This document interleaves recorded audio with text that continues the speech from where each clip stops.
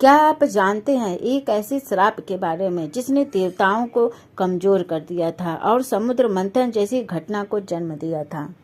भारतीय धर्म ग्रंथों में बहुत से ऋषि मुनियों की कथाएं हैं, लेकिन एक ऐसे ऋषि थे जिनका नाम सुनते ही देवता भी कांप जाते थे और उनका नाम था ऋषि दुर्वासा। उनकी तपस्या बहुत ही अद्भुत थी, ज्ञान उनके अंदर अपार था, लेकिन स्वभाव से वो बहुत ही क्रोधी इंसान थे। आज हम एक ऐसी घटना के बारे में जानेंगे जिसने देवताओं की शक्ति छीन ली थी, असुरों को बलवान बना दिया था और समुद्र मंथन जैसे महाकाव्य प्रसंग को जन्म दिया था। और ये सब कुछ हुआ था एक श्राप के कारण। एक दिन ऋषि दुर्वासा गंगा में नहाने के बाद ध्यान अवस्था में लीन हो जाते हैं। तभी आकाश से एक अप्सरा उनके पास आती है और उन्हें एक दिव्य माला उपहार में देती है, जो कि महादेवी लक्ष्मी के आशीर्वाद से पवित्र था। ऋषि उस माला को लेकर देवलोक की ओर जा रहे थे और उन्हें सबसे पहले रास्ते में देवताओं के राजा इंद्र मिलते हैं। ऋषि ने आदर पूर्वक वो माला इंद्र को भेंट में दी, लेकिन इंद्र ने उसे हल्के में ले लिया। उन्होंने उस माला को अपने ऐरावत हाथी के माथे पर रख दिया और हाथी ने उसे सूंड से फेंक दिया और माला को जमीन पर गिरा दिया।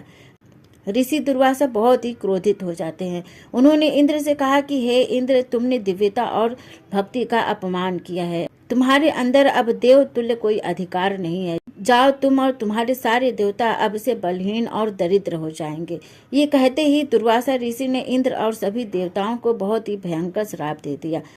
श्राप का असर तुरंत ही होना शुरू हो जाता है। सभी देवता शक्तिहीन हो जाते हैं, उनका तेज मिट जाता है, स्वर्ग से सारी सुंदरता और तेज चली जाती है और इसी बात का फायदा उठाकर असुर देवताओं पर हमला कर देते हैं। शक्तिहीन देवता भागते हुए ब्रह्मा जी के पास जाते हैं। ब्रह्मा जी कहते हैं कि हे देवा, अब केवल भगवान विष्णु ही तुम्हारा उद्धार कर सकते हैं। सभी लोग भगवान विष्णु के पास जाते हैं। तब भगवान विष्णु उन्हें एक उपाय सुझाते हैं। भगवान विष्णु कहते हैं कि समुद्र मंथन करो। क्षीर सागर को मंथन करने के बाद अमृत निकले और वही तुम्हारी शक्तियां लौटाएगा, लेकिन इसके लिए असुरों से तुम्हें सहयोग लेना होगा। और तब विश्व की सबसे बड़ी संधि होती है, जो होती है देवता और असुर एक साथ आते हैं। मंदराचल पर्वत को मथनी बनाया गया और वासुकी नाग को रस्सी बनाया गया।